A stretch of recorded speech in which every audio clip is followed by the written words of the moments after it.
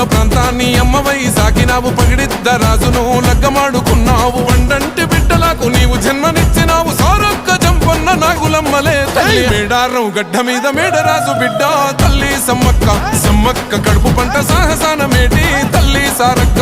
మేడారం గడ్డ మీద మేడరాజు బిడ్డ తల్లి సమ్మక్క, సమ్మక్క కడుపు పంట సాహసాన మేటి తల్లి సారక్క.